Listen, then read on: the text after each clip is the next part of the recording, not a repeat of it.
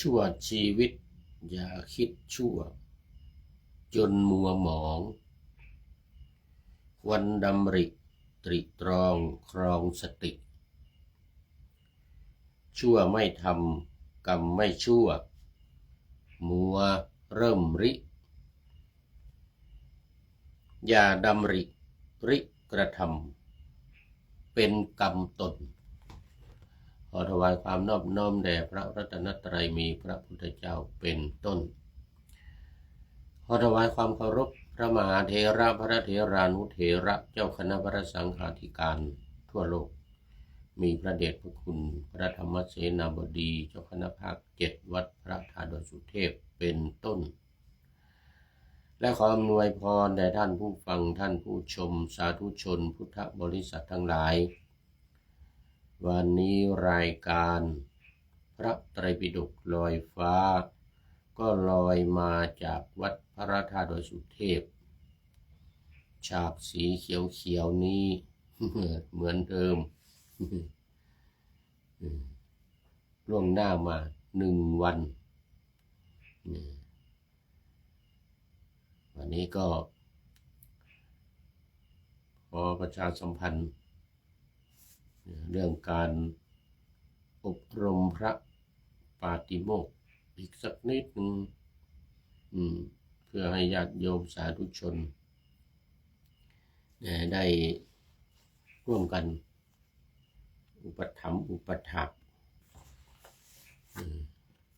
บำรุงพระนักปาติโมกข์นักท่องสวดปาติโมกข์ ที่วัดพระธาตุดอยสุเทพเป็นเวลา2 เดือนตั้งแต่นี่วันนี้เป็นวันที่9ก็เหลืออีกก็60 กว่าวันนะทั้งหมด75 วัน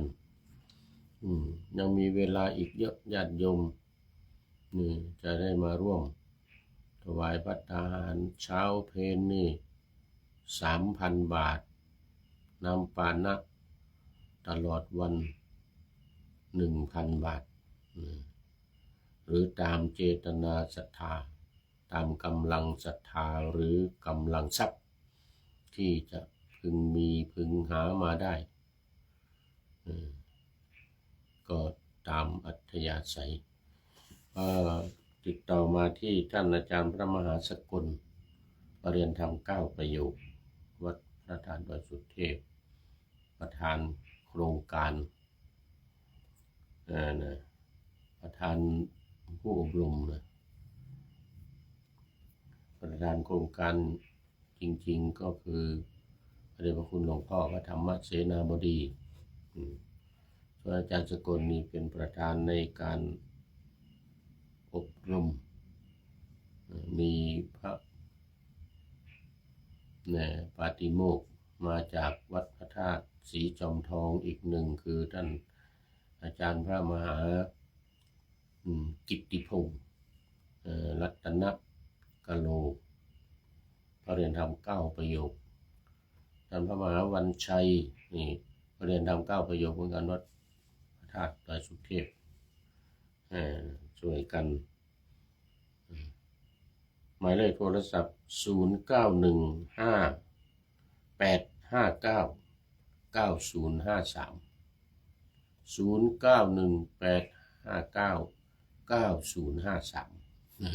0918599053ติดต่อมาโดยตรงที่ท่านอาจารย์พระมหาสกลแล้วก็ถ้าจะโอนเงินเข้าบัญชีก็บัญชีวัดพระธาตุดอยสุเทพธนาคารกสิกรไทยหมายเลขธนาคาร211286698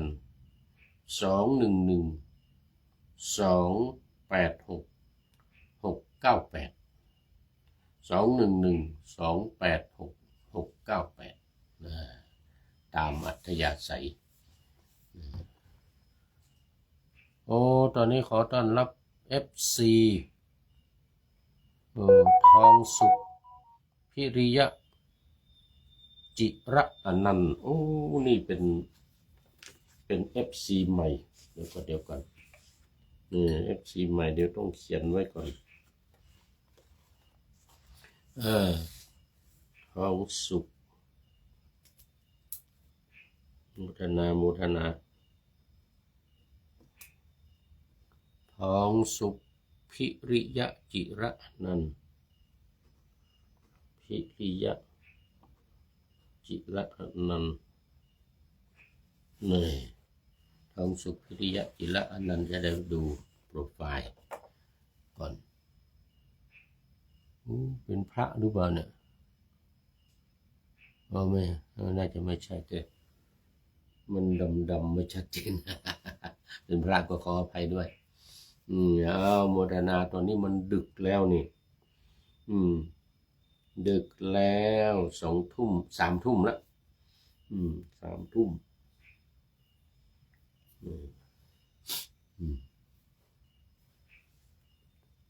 ตามมาด้วยคุณโยมพิษสมัยศรีเทพธรรมรงค์อันนี้จากลำปางโมทนาโมทนาจากลำปางยังไม่หลับไม่นอน เป็นเพื่อนกันเป็นเพื่อนกันอีก2 รายการวันนี้อีก2 รายการพระไตรปิฎกลอยฟ้านี้เสร็จแล้วก็จะเป็นธรรมะหลังธรรมวัดเย็นนาวาวังทองนาวาวังทองนี่ทั้งพักเช้าทั้งพักบ่ายนะวันพรุ่งนี้วันศุกร์พักเช้า7:30 นาทีพักบ่ายนี่บ่ายโมงถึงบ่าย2วัดพระธาตุดอยสุเทพบ่าย2ถึงบ่าย3 โมงวัดฝายหินสำหรับพระไตรปิฎกลอยฟ้านี้ก็5 สถานีเหมือนเดิมวัดฝายหินวัดปากทางเจริญอำเภอดอยหล่อแล้วก็วัดพระพุทธบาทอุดมอำเภอฝางจังหวัดเชียงใหม่หมดเลยเสร็จแล้วก็ลำปางมั่งจังหวัดลำปางสถานีวิทยุมจรวิทยาลัยสงฆ์นครลำปางมีอาจารย์จิรศักดิ์ปันรำเป็นผู้อำนวยการสถานี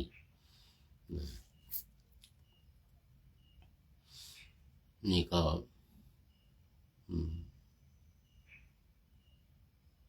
8 ถึง 9 นาฬิกา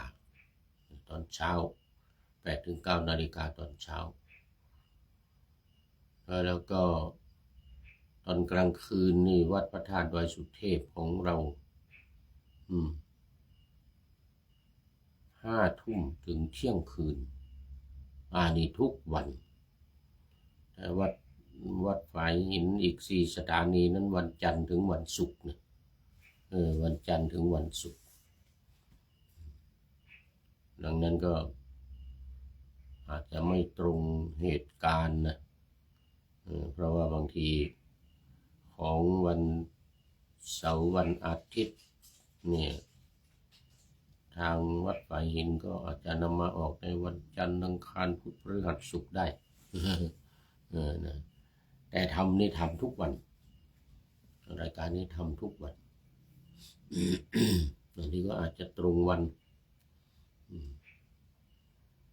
แล้วก็ประชาสัมพันธ์ให้รับทราบโดยทั่วกันโมทนากับคุณโยมพิษสมัยคุณโยมทองสุขเป็นอย่างยิ่งมาดูเนื้อหากันเลยวันนี้ก็ยังอยู่ในเรื่องของเอตทัคคะแต่ว่าตอนนี้มาอุบาสกละของพระภิกษุณีผ่านไปแล้วภิกษุณีผ่านไปเดี๋ยวถ้าครบหมดทุกคนแล้วจะได้มาสรุปอีกทีหนึ่งทั้งภิกษุณีอุบาสกอุบาสิกาที่ได้รับการยกย่องว่าเป็นเลิศในทางใดทางหนึ่งตอนนี้อยู่ในหมวดที่6ฉักกะวรรคหมวดที่6หมวดย่อยนะหมวดใหญ่ยังอยู่ในหมวดที่14เอตทัคคะวรรคที่ว่าด้วยผู้ที่เป็นเลิศในทางนั้นๆผู้ที่เป็นเลิศในทางนั้น เมื่อวานนี้ก็มาจบที่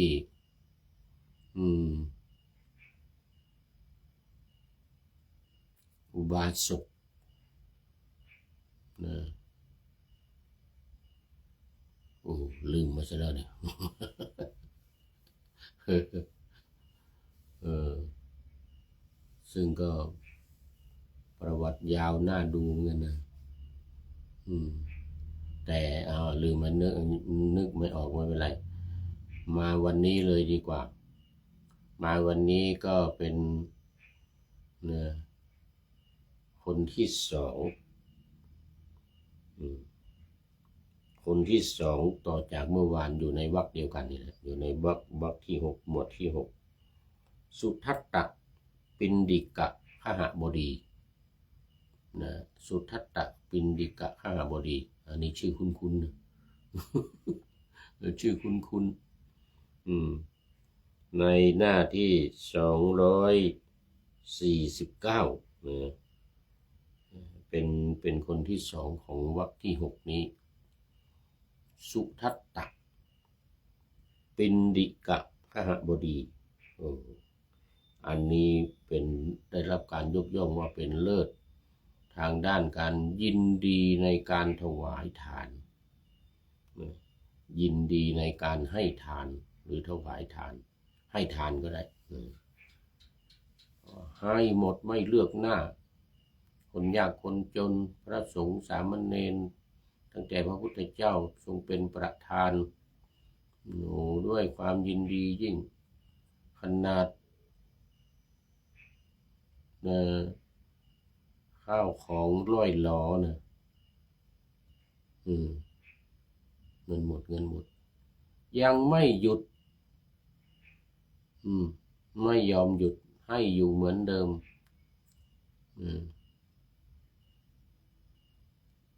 แม้แต่ว่าจะต้มผัก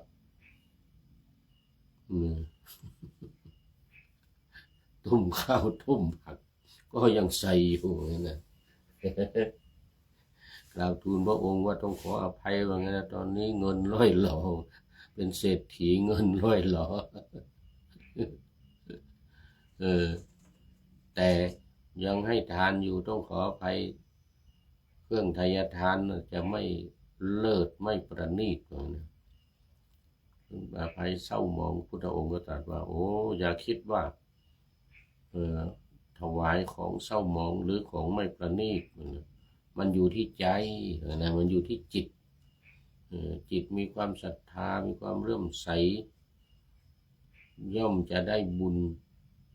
เต็มที่หรือได้บุญมหาศาลเหมือนเดิมอย่าตกใจในเรื่องของว่าของมันจะไม่ประณีตมีผักดองเป็นที่สุดเหมือนกันนะเอาผักกาดมาดองแล้วก็ต้มถวายพระตัวเองก็กินอย่างนั้นนะตัวเองก็กินอย่างนั้นนะนี่จึงได้รับการยกย่องว่ายินดีอย่างยิ่งในการให้ทานเนี่ยโรงทานทั้งหลายก็มีอยู่เหมือนเดิมแต่อาหารค่อนข้างจะล่อยหลอมีอยู่เหมือนเดิมข้าวมีอยู่เหมือนเดิมปินดิกะแปลว่าก้อนข้าวตกลงในบาตรพระตกลงในกะลาของคนยากคนจน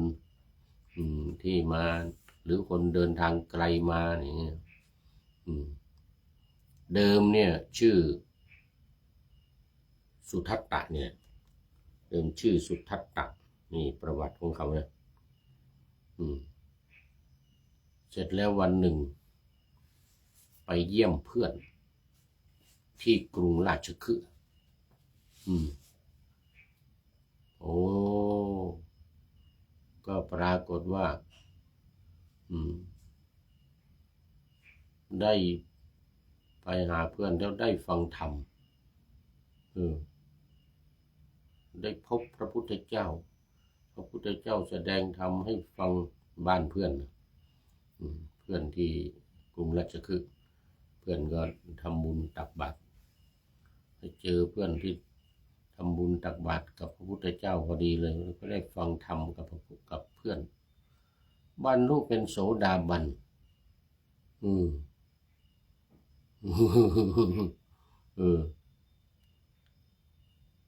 กลับมาสาวัตถีกลับมาบ้านเดิมตัวเองก็เป็นมหาเศรษฐีนี่เลยสร้างวัดถวายทานเนี่ยอันนี้เล่ามาหลายครั้งแล้วแล้วก็จะไม่เล่าซ้ำอีกแล้วมาสร้างวัดเชตวันนี่ถวายพระพุทธเจ้าแล้วก็จึงให้ทานแค่เชตวันนี่ก็หมดเงินเป็นหลายล้านนะด้วยความยินดี54 โกฏนี่นะ54 โกฏก็คือ540 ล้านนะ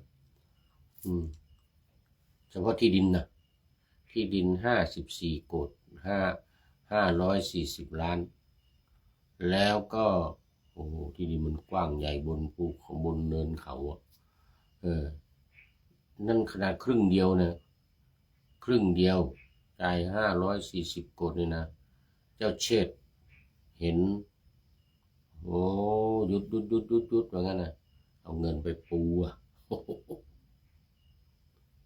มีเงินขนาดนั้นเจ้าเชษฐ์ว่าหยุดเพราะนั้นข้าพเจ้าขอถวายครึ่งหนึ่งว่างั้นนะร่วมกันว่างั้นนะไอ้ที่ซื้อเนี่ยเอาแค่ครึ่งเดียวพอไม่ซื้อละเนี่ยที่เหลือนี่ครึ่งหนึ่งขอถวายด้วยถ้าไม่ได้รับการร่วมถวายกับเจ้าเชษฐ์นะเจ้าเชษฐ์นี่เป็นน้องชายของพระเจ้าประสิทธิโกศลนะโอ้นี่เป็นเศรษฐีมหาศาลเหมือนกันเป็นเจ้าด้วยเชื้อเจ้า900 ล้านถ้าไม่ได้ถวายอีกครึ่งหนึ่ง900 ล้านอันนี้540 ล้านเจ้าเชษฐ์ก็ราคา540 ล้านเหมือนกันแต่ขอตั้งชื่อวัดว่าเชตเชตวนารามเชตวันวัดจริงกลายเป็นวัดเชตวันไปไงอนาถาบิณฑิกาเศรษฐีนี่ซื้อครึ่งหนึ่งสร้างวัดนี่อีก540 ล้านอันสร้างเสนาสนะเสนังสร้างไอ้นั่นสร้างไอ้นี่กุฏิวิหารอะไรต่างๆสระน้ำเป็นศาลาที่ฟังธรรมที่ประทับเดินจงกรมบ้างแล้วก็กุฏิของพระนี่มหาศาลพระนี่ประมาณ30,000พระ30,000อยู่ทางด้านทิศใต้ทางด้านทิศเหนือภิกษุณีประมาณ30,000เหมือนกันโอ้ภิกษุณีก็จริงเยอะแบ่งครึ่งก็เสนาสนะต่างๆกุฏิวิหารที่ว่านี่นะ540 โกฏว่าอะไรเนี่ย540 ล้าน54 โกฏ540 ล้านโอ้เสร็จแล้วพอสร้างเสร็จพากันฉลองอีกจ่ายเงินอีก54 โกฏคือ540 ล้านเอาเลย900 ล้านบวกอีก540ก็เป็น1,440 ล้านฉลองใช้เงิน540 ล้านเนี่ยฉลองฉลองวัดทำบุญจัดงานปล่อยหลวงทำปล่อยหลวงทางภาคเหนือนี่เรียกว่าปล่อยหลวง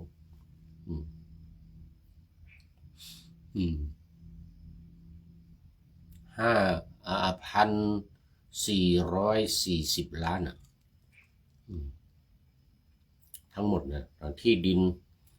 นจ่ายครึ่งหนึ่งนี่นะ 540 ล้านสร้างเสนาสนะต่างๆขุดบ่อน้ำด้วยขุดสระน้ำที่อาบน้ำตอนหลังมาภิกษุณียึดสระน้ำนะสระที่อาบน้ำนะภิกษุณีอาบเลยภิกษุเลยไม่ได้อาบภิกษุก็มาอาบอีกทางหนึ่งกุฏิใครกุฏิมันโอ้มหาศาลจริงๆรวมแล้ว60,000 กว่าชีวิตภิกษุณีนี่ก็20,000 กว่าได้ข่าวนะ30,000นั่นแหละตีเป็น30,000ภิกษุสงฆ์รวมถึงสามเณรก็30,000นะภิกษุณีก็30,000โอ้โหเป็น60,000คนอยู่ในวัดเดียวแบ่งครึ่งกันห้ามไปภิกษุไป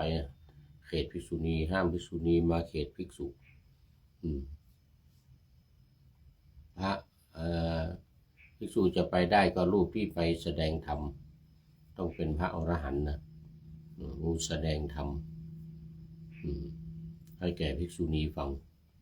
จึงไปได้ไปก็อยู่ที่แสดงธรรมไม่ใช่ไปตามกุฏิไม่ได้นะ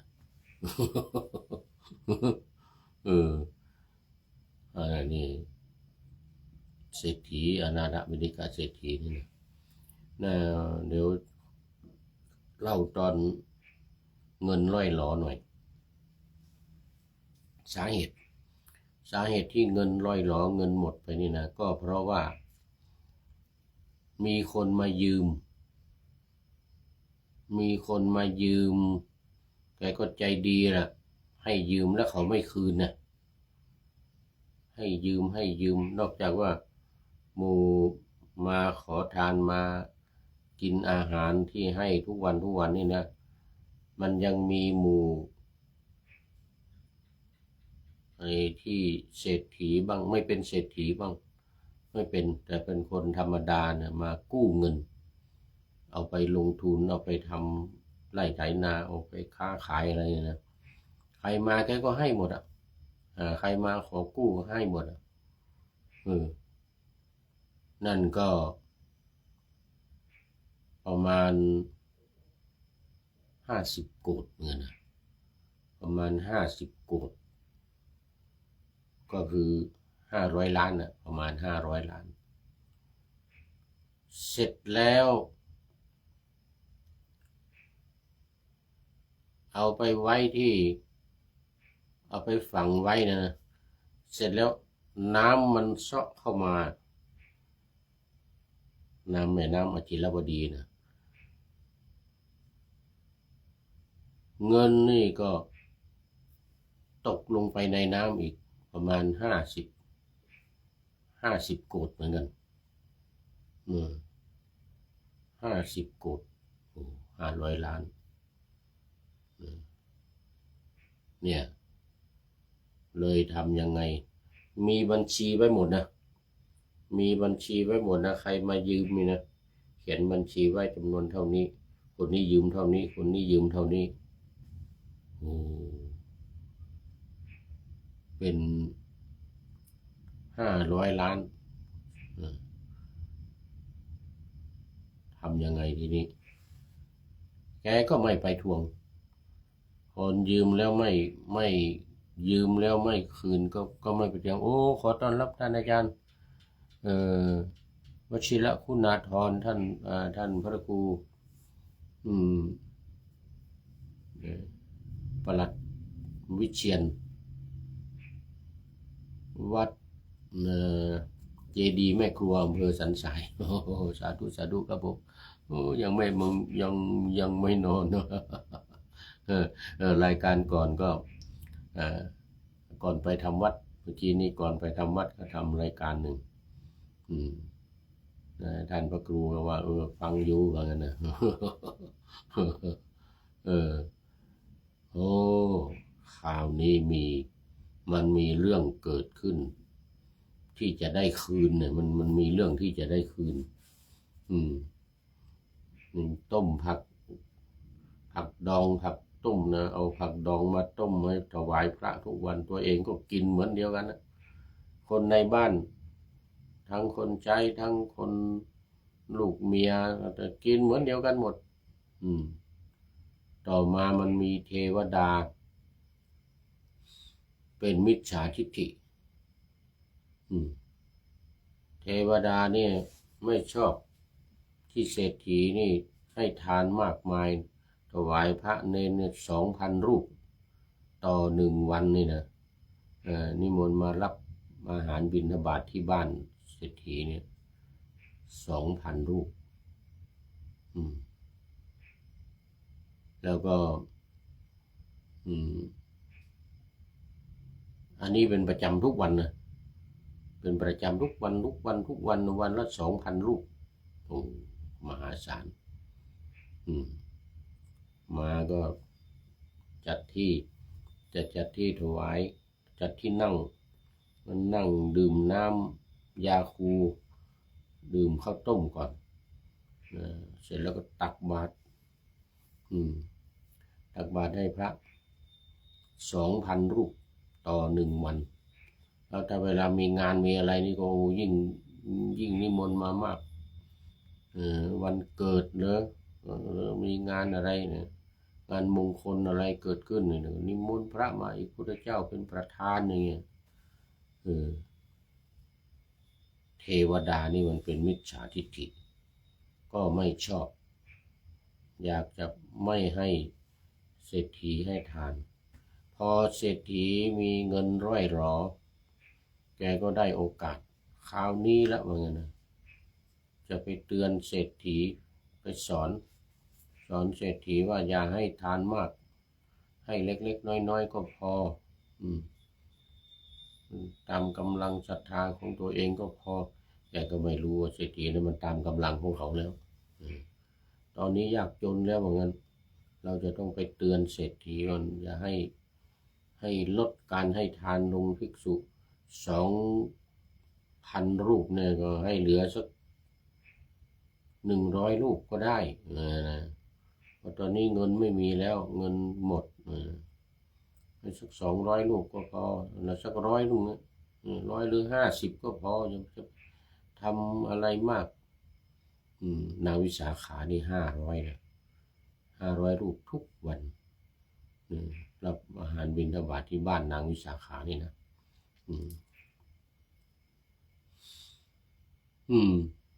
มันเยอะเกินไปเหมือนกันทานน้อยๆหน่อยหรืองดไปเลยก็ได้เหมือนกันนะงดพระสงฆ์ไม่ต้องให้แล้วเนี่ยให้แต่ลูกเมียบริวารที่อยู่ในบ้านกินกันก็จะไม่พออยู่แล้วเหมือนกันนะนี่ก็พอแล้วไปเตือนวันหนึ่งก็เข้าไปเตือนในห้องของเศรษฐีอยู่บนอากาศอยู่บนห้องนะเทวดานะเศรษฐีก็ถามนะใครมานะโอ้ข้าพเจ้านี่แหละเป็นเทวดาอยู่ที่ซุ้มประตูบ้านของท่านเศรษฐีว่างั้นนะเรามาทำไมจะขอมาเตือนให้โอวาทท่านเศรษฐีว่างั้นเศรษฐีก็ดูใครเทวดามีอะไรว่ามาเหมือนนะจะสอนอะไรให้โอวาทอะไรก็ว่ามาก็เลยสอนเศรษฐีว่าตอนนี้เงินร่อยหรอแล้วอย่าทำบุญเลยนะหรือทำก็ทำน้อยๆลงทาน4 มุมบ้านนะ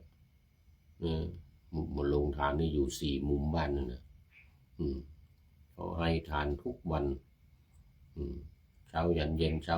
ทุกวันถึงตอนกลางคืนนู่นคนอินเดียมันกินข้าวกันตอน4 ทุ่มเลยนะ4 ทุ่มยังกินกันอยู่นะให้ทานอยู่ตลอดทั้งวันนั่นน่ะ4 มุมบ้านก็โตใหญ่โตกว้างขวางเดี๋ยวถ้าใครไปก็ไปดูเขาจำลองทำไว้ที่บ้านของเศรษฐีนะอันนี้ยังไม่ใช่ของจริงนะของจริงใหญ่กว่านั้น หมู่บ้านกว้างขวางเนี่ยโอ้ท่านเศรษฐีก็เลยว่าโอ้ท่านเป็นมิจฉาทิฏฐินี่อย่างนี้อยู่ด้วยกันไม่ได้แล้วว่างั้นนะจะมาให้หยุดการให้ทานนี่ไม่ได้ว่างั้นนะข้าพเจ้านี่ให้ทานมาอย่างนี้ตั้งแต่ไหนแต่ไรมาแล้วจะมาห้ามไม่ให้อยู่นี่ไม่ให้ทำบุญนี่ไม่ได้ว่างั้นนะเพราะว่าเศรษฐีเป็นเขาเรียกว่าเป็นพระโสดาบันนะเป็นอริยบุคคลโสดาบันมีความมั่นคงในพระพุทธศาสนาศีลทานภาวนา3 อย่างนี้ไม่ให้ขาดไม่ได้ว่างั้นนะอย่างนั้นท่านก็ต้องออกจากบ้านเราไปถ้าไม่ชอบก็อย่าอยู่ว่างั้นนะออกไปอยู่ข้างนอกเอาแล้วทีนี้เดือดร้อน พาลูกพาเมียออกไปเทวดานี่นะปรากฏว่าไปไม่มีที่อยู่ไปอยู่ที่ไหนก็อยู่ไม่ได้อยู่ที่ไหนก็อยู่ไม่ได้โอ้ตอนนี้ขอต้อนรับ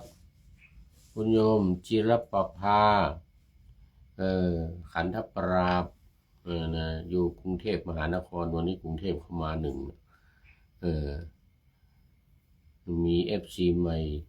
คุณโยมทองสุขนะพิริยะจิระอนันต์นี่นะยังไม่ได้เข้าไปดูโปรไฟล์โอ้โมทนาโยมจิรภายังไม่หลับ ยังไม่หลับ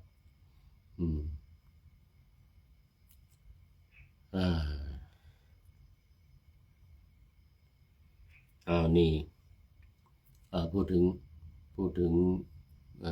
อนาถบิณฑิกาเศรษฐีก็ไล่เทวดาออกไปเทวดาออกไปก็อยู่ที่ไหนก็ไม่ได้ไม่มีที่อยู่จะไปอยู่ที่ไหนเดือดร้อนเลยอยากจะมาขอขมาขอโทษก็เลยไปหาท้าวจตุโลกบาลทั้ง4มีท้าวอะไรทัตตลักษณ์บ้างอะไรบ้างเขาเรียกท้าวจตุโลกบาลเนี่ยนะคอยดูแล4 มุมเมืองเลยนะไม่ใช่มุมเมืองสาวัตถีนะทั่วจักรวาลนี่นะเขาเรียกว่ามีน้ำล้อมรอบ4 ทิศ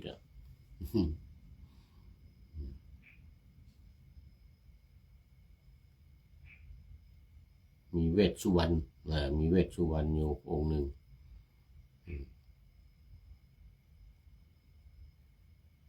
เขาทั้งหลายก็ไม่กล้าไม่กล้าไม่ได้หรอกจะไปพูดกับอนาถบิณฑิกาเศรษฐีไปขอขมานะไม่ได้หรอกนะไม่กล้าเข้าไปหรอกคราวนี้ก็ไปหาพญาอินทร์เทวดานี่นะท้าวสักกะเทวราชขอให้ไปพูดกับอนาถบิณฑิกาเศรษฐี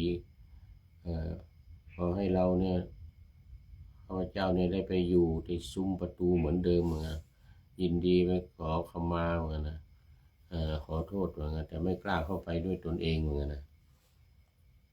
ท้าวสักกะเทวราชก็ไม่กล้า ไม่กล้าเหมือนกันนะไม่กล้าไปหาเศรษฐีเพราะเศรษฐีนี่เขามั่นคงในการให้ทานการรักษาศีลเนี่ยไม่กล้าไปบอกไม่กล้าไปพูดว่างั้นนะถ้าเขาไม่ให้อยู่ก็ไม่กล้าไปพูดเลยแต่แนะนำท้าวสักกะเทวราชนี่แนะน แนะนำเทวดาเนี่ยว่าให้ไปทวงเอาเงินคืนจากเจ้าหนี้จากลูกหนี้ทั้งหลายของเศรษฐีนะลูกหนี้ทั้งหลายของเศรษฐีนะให้จำแรงแปลงตัวเป็นนายเสมียนของเศรษฐีอย่างนั้นนะให้ปลอมตัวคือจำแรงตัวเองนะเนรมิตเทวดานะเป็นเสมียนแล้วก็ไปเอาบัญชีที่คนมายืมเงินของเศรษฐีนั่นแหละเอาบัญชีได้ก็เอาไปปลอมตัวเป็นเสมียนของเศรษฐีนะแล้วก็เอาบัญชีเนี่ยไปหาลูกหนี้ของเศรษฐีบอกว่าเศรษฐีเนี่ยให้มาทวงหนี้400-500 ล้านปรากฏว่าก็ยอมทำตามนั้นยอมทำตามนั้นแล้วก็มันมีเงินที่น้ำเซาะฝั่งเงินของเศรษฐีที่ลงไปในน้ำให้เป็นงมเอามาให้หมดเหมือนกันเงินมันไม่เปียกสมัยนั้นเงินมันเป็นตะกั่วเป็นเหล็กเป็นอะไรเป็นเงินจริงๆก็มีเอามาตีเป็นค่าแล้วเอาไปจ่ายแลกเปลี่ยนกันเขาเรียกว่ารูปียะมันไม่มีเป็นแผ่นกระดาษเหมือนสมัยนี้นะแผ่นกระดาษไม่มี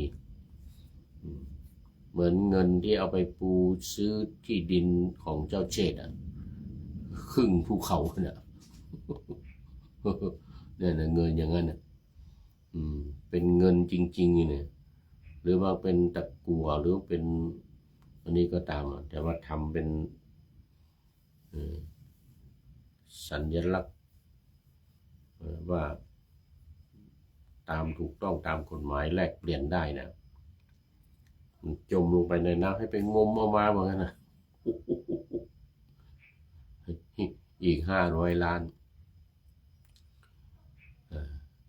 กว่านะ500 ล้านกว่าเอาไปใส่ในที่เก็บเงินของเศรษฐีเต็มเหมือนเดิมเต็มหมดเลยเสร็จแล้วก็ไปบอกเศรษฐีไปบอกเศรษฐีว่าโอ้ข้าพเจ้ามาขอขมาเข้าไปในห้องเศรษฐีเหมือนเดิมนะตอนนี้ข้าพเจ้าสำนึกผิดแล้วก็ไป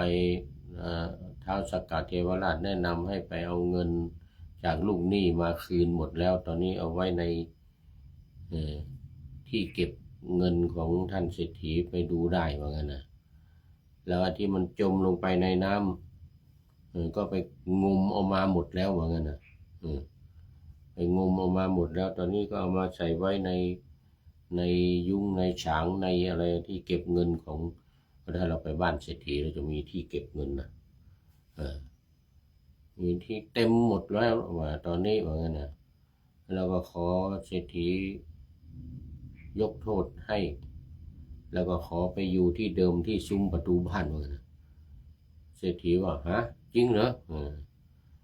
เศรษฐีก็ไปดูเลยทีเนี้ยงู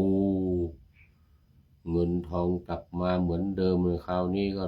ถวายทานสบายแล้วเนอะเศรษฐีนี่นะสุทัตตะเศรษฐีนี่นะสุทัตตะบิณฑิกะเศรษฐีนี่โอ้ดีใจอ้าวถ้าอย่างนั้นไปอยู่ที่เดิมเหมือนกันนะอยู่ที่ซุ้มประตูที่เดิมเทวดามิจฉาทิฏฐินี่นะและก็เปลี่ยนนิสัยเดิมจากเป็นมิจฉาทิฏฐิเป็นสัมมาทิฏฐิเทวดาตัวนี้นะเทวดาที่อยู่ซุ้มประตูบ้านของ อนาถบิณฑิกาเศรษฐีนี่นะอย่างนี้ก็เศรษฐีก็ได้ทำบุญให้ทานเหมือนเดิมข้าวปลาอาหารอะไรก็ทำอร่อยปราณีตซื้อเนื้อซื้อปลาซื้ออาหารอะไรต่างๆมาอุดมสมบูรณ์เหมือนเดิมผักต้มผักดองไม่เอาแล้วผักต้มผักดองอะไรไม่เอาแล้วนี่ก็เล่าบางส่วนนะมันเยอะเรื่องของเศรษฐีเนี่ยนะนาถบิณฑิกาเศรษฐีเนี่ยตอนที่เจ็บป่วยอีกตอนที่ใกล้จะตายนะก็ให้คนไปนิมนต์พระสารีบุตรมาแสดงธรรมนิมนต์พระพุทธเจ้าก็ให้พระสารีบุตรมาแสดงธรรมให้กับเศรษฐีที่บ้านแล้วก็ถึงแก่อสัญญกรรมตายไปเกิดเป็นเทพบุตรอนาถบิณฑิกาเศรษฐีเทพบุตรอยู่บนสวรรค์นู่นอยู่บนสวรรค์ชั้นดาวดึงส์อยู่บนสวรรค์ชั้นดาวดึงส์นู่นมีวิมานหลังใหญ่เพราะว่าได้รับการยกย่องจากพระพุทธเจ้าว่าเป็นผู้ยินดีในการให้ทานยินดีอย่างยิ่งในการให้ทานเพราะนั้นยังไม่ตายเนี่ยปรากฏว่ามีปราสาทอยู่รออยู่ข้างบนแล้ววิมานหลังใหญ่รออยู่ข้างบนแล้วที่รู้นี่ก็คือโมคคัลลานะพระโมคคัลลานะขึ้นไปบนสวรรค์ไปเห็นหมู่วิมานหลังใหญ่ปราสาทหลังใหญ่แล้วก็มีนางฟ้านางสวรรค์นางอัปสรทั้งหลายอยู่คอยบริการอยู่พอไปถามดูอันนี้เป็นวิมานของใครมีเป็นปราสาทของใครนะทั้งหลายนางอัปสรทั้งหลายก็บอกว่านี่เป็นวิมานของอนาถบิณฑิกาเศรษฐีอนาถบิณฑิกาเศรษฐียังไม่ตายอยู่ข้างล่างแต่ว่ามีวิมานรออยู่แล้วเหมือนกันนะวิมานนั้นเป็นทิพย์รอมหาเศรษฐี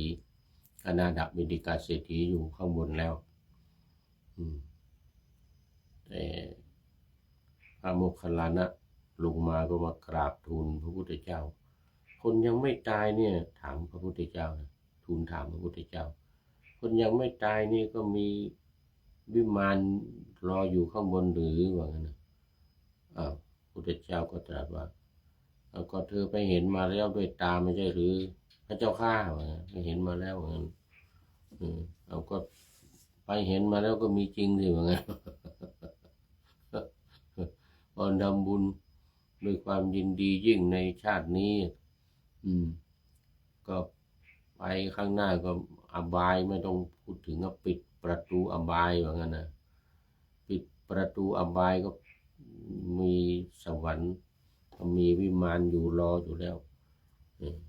เศรษฐีพอตายก็ขึ้นไปอยู่บนวิมานกว้างทั้งใหญ่12 โยชน์ความกว้างความใหญ่ของวิมานเนี่ยนะ12 โยชน์เอา1,000 กิโลเดี๋ยวก่อนโยชน์หนึ่งนี่มัน1 กิโลกับ600 เมตรนะ12 โยชน์เอา10ก่อนเอา10ก่อนก็10หนึ่งนี่ก็160เดี๋ยว1,000เลย1,600ก็เป็น10,000 16,000น่ะ16,000ตารางกิโลเมตรเป็นกี่เท่าไหร่แล้วก็ว่าไปตามนั้นคูณเข้าไป1,600 เมตรคูณ12ความกว้างของวิมานนะวิมานของเศรษฐีเป็นปราสาทหลังใหญ่อยู่บนสวรรค์นั่นมีนางอัปสรนางฟ้าที่คอยดูแลอยู่แล้วเนี่ยเป็นหมื่นเป็นหมื่นเต็มไปหมดเล่นดนตรีดีดพิณดีดสังเป่าสังอะไรโอ้เสียงดังสนั่นหวั่นไหวไปหมดพระโมคคัลลานะไปเห็นแล้วก็ไปสอบถามมา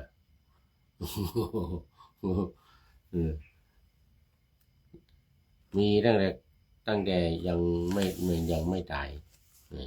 ตั้งแต่ยังไม่ตายอันนี้จบไป1วันนี้จบไป1เดี๋ยวต้องเอาอีกข้อที่250นะเมื่อกี้นี่ของเศรษฐีนี่249หน้าที่249คราวนี้มาดูข้อ250ในวรรคเดียวกันนี่วรรคที่6เป็นรูปที่3ต่อจากสุทัตตะบิณฑิกมหาเศรษฐีนี่นะก็เป็นจิตตคหบดีจิตตคหบดีนี่ได้รับการยกย่องเป็นเอตทัคคะทางด้านเป็นธรรมกถึกคือเป็นผู้แสดงธรรมฝ่ายฆราวาสนะฝ่ายพระนี่ก็ได้แก่พระปุณณมันตานีบุตรนี่เป็นธรรมกถึกชั้นเยี่ยมได้รับเอตทัคคะจากพระพุทธเจ้าแล้วก็ผู้หญิงพุทธสาวิกาที่เป็นธรรมกถึกก็คือพระเถรีธรรมทินนาเถรีธรรมทินนาเถรีก็ได้รับการยกย่องจากพระพุทธเจ้าว่าเป็นยอดเอตทัคคะในเรื่องเป็นธรรมกถึกเนี่ยยิ่งกว่าสาวิกาอันนั้นปุณณมันตานิบุตรนั้นสารีบุตรปุณณมันตานิบุตรนั้นเป็นฝ่ายภิกษุสงฆ์นะภิกษุณีสงฆ์นี่พระเถรีธรรมทินนาทีนี้มาอุบาสกก็คือจิตตคหบดีนะว่าตรงนี้คือจิตตคหบดีนี่เป็นเลิศกว่าอุบาสกทุกคนทางด้านการเป็นธรรมกถึกแสดงธรรมเก่งดีโน่นนะ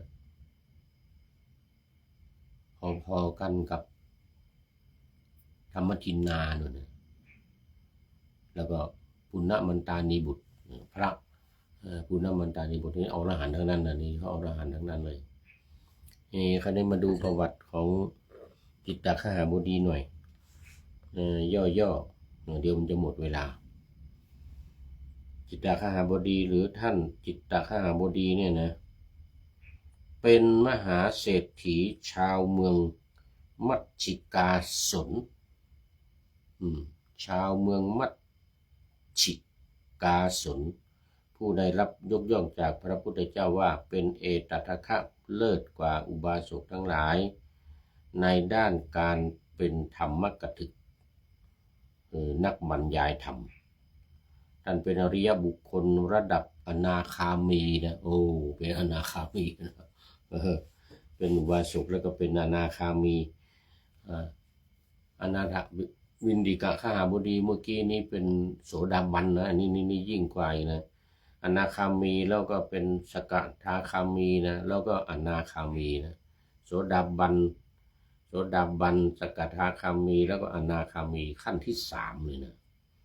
ขั้นที่สามเป็นว่าอนาคามี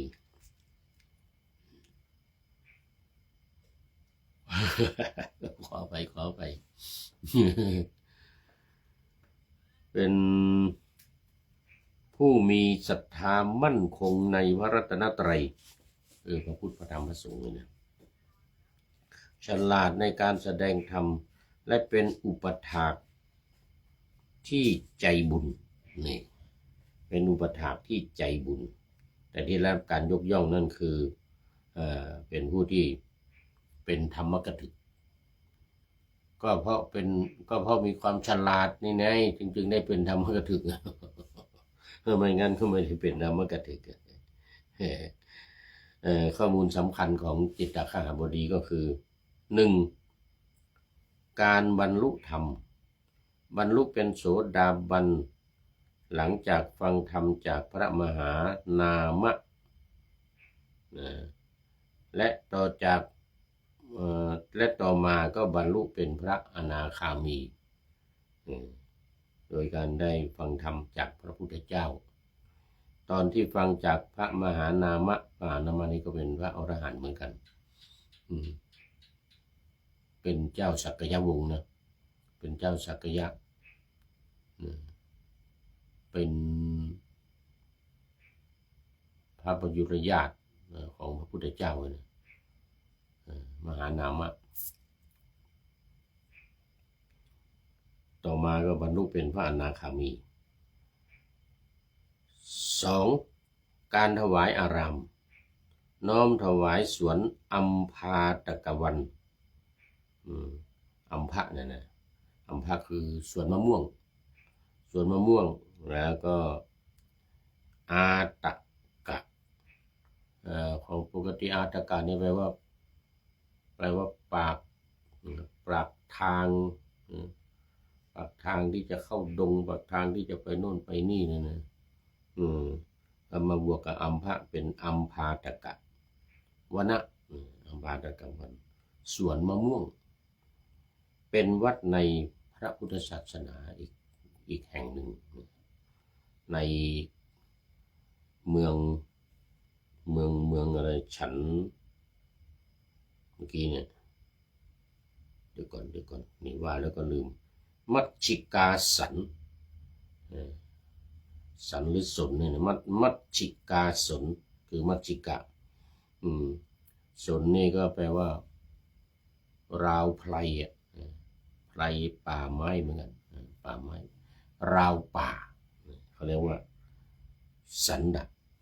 หรือสนมัชชิกาสน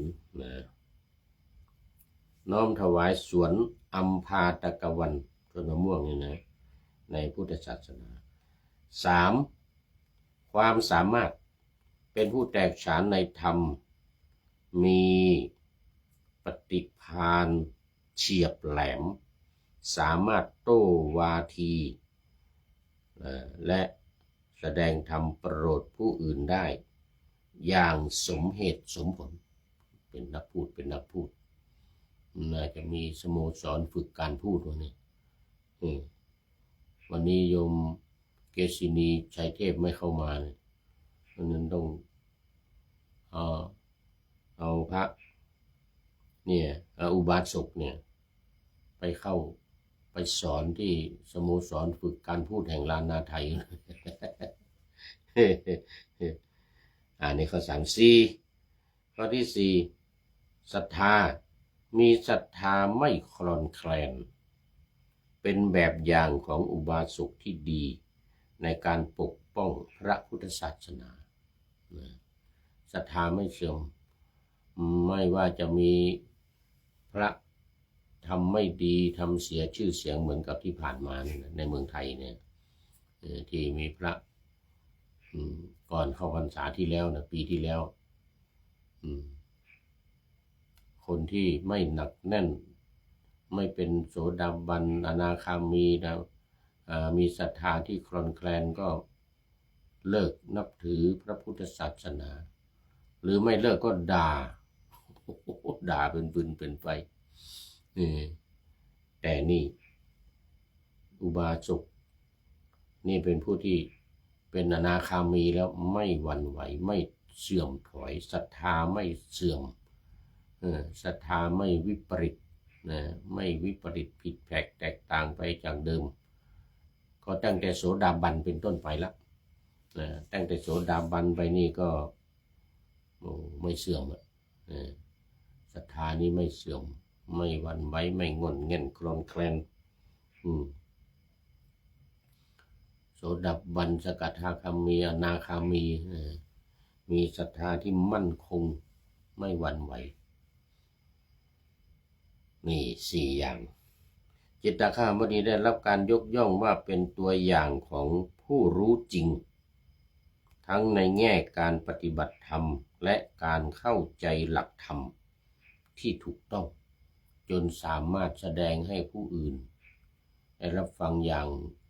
มีเหตุมีผลเป็นผู้ที่รู้จริงเหมือนกันเป็นผู้ที่รู้จริงแม้แต่ในประวัติของอสีติมหาสาวกนี่นะจิตตคหบดีนี่ก็ได้รับก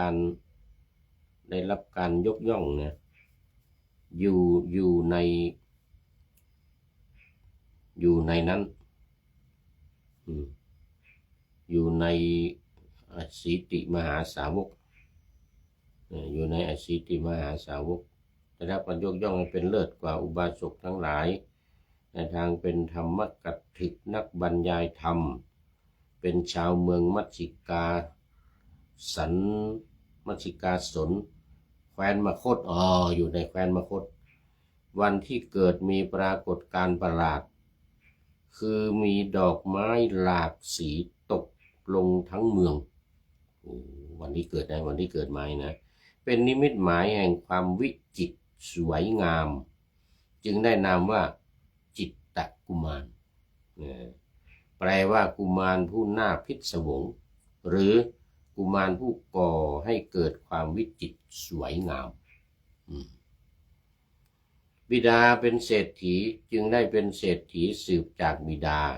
ในวงการพระพุทธศาสนาเรียกท่านว่าจิตตคหบดีก่อนที่จะมานับถือพระพุทธศาสนามีโอกาสพบพระมหานามะหนึ่งในปัญจวัคคีย์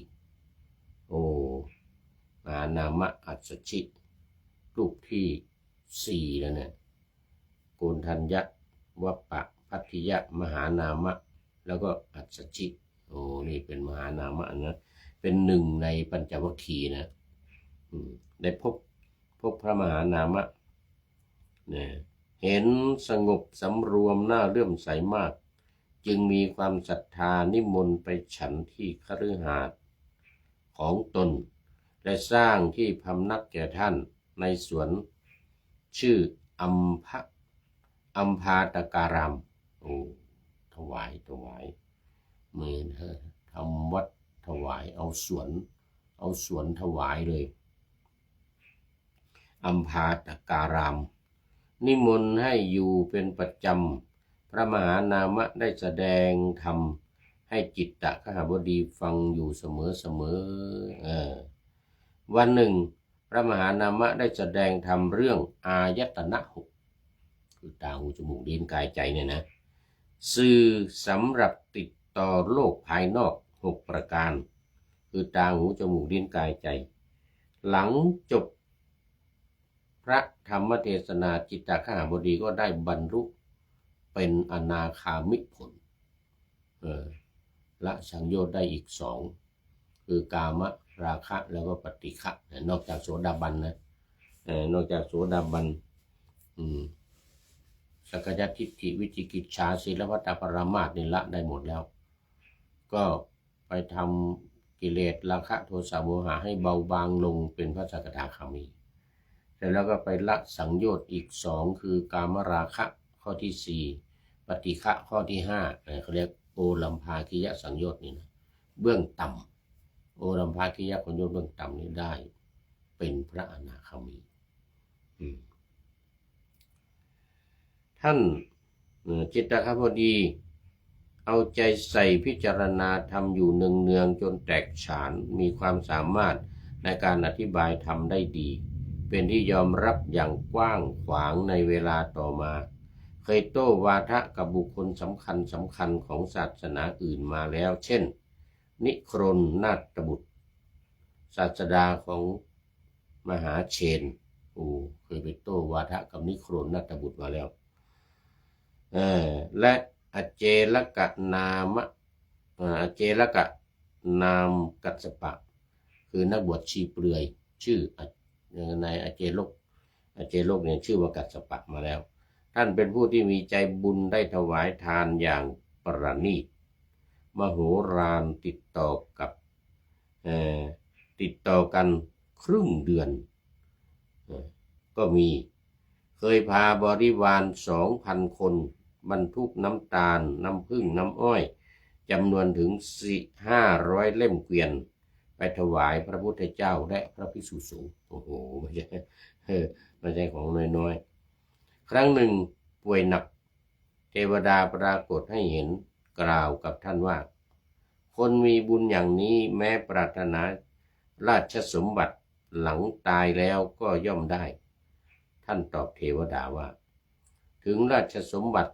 ก็ไม่จีรังเราไม่ต้องการบรรดาลูกหลานที่นั่งเฝ้าไข่อยู่เนี่ย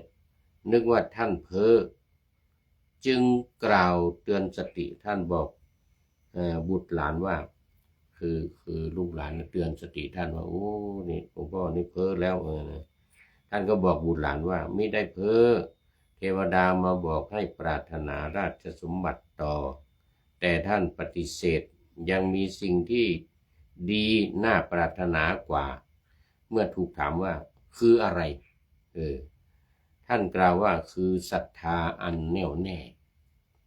มั่นคงในพระธรรมและพระสงฆ์ต่อมามีพระ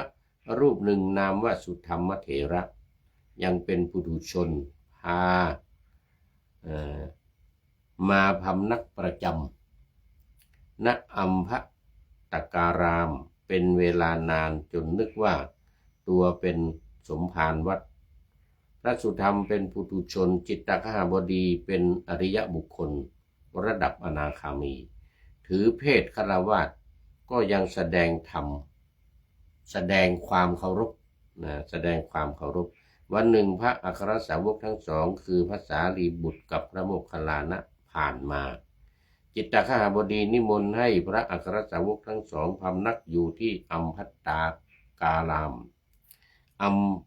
พาตการามพร้อมนิมนต์ฉันอาหารที่บ้านในวันรุ่งขึ้น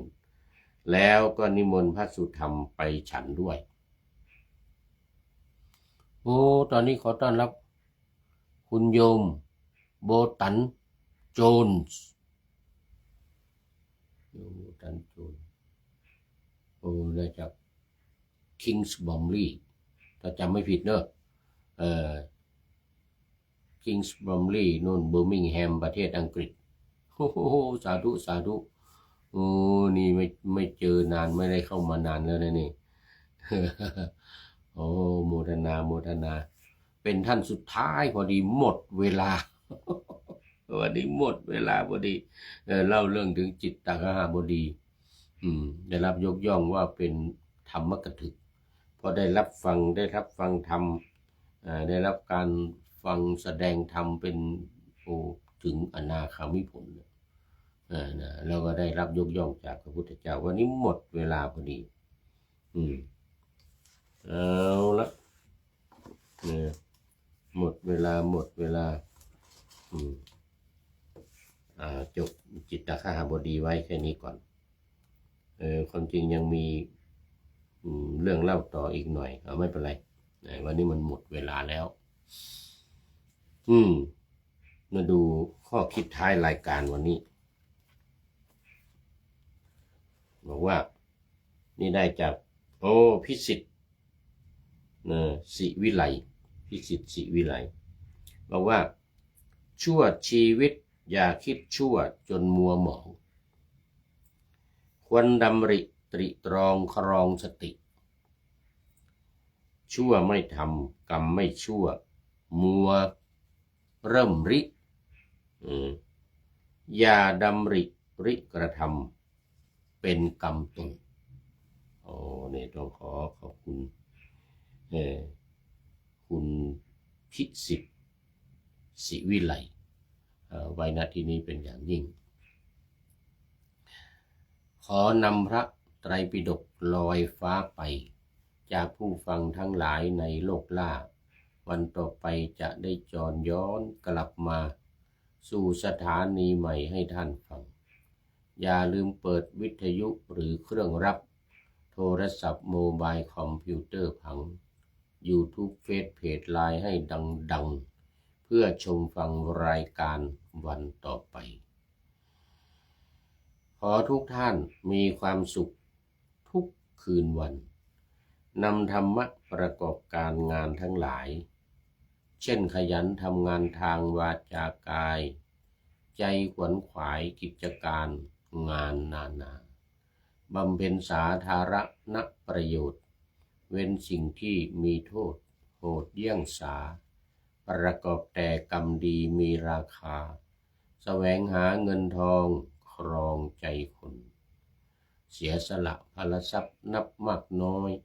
ไม่ให้ล้านก็ให้ร้อยไม่ด้อยผลเอื้อคนรวยช่วยคนยากฝากคนจนให้ทุกคนเท่ากันมาตรฐานเดียวขอเจริญพร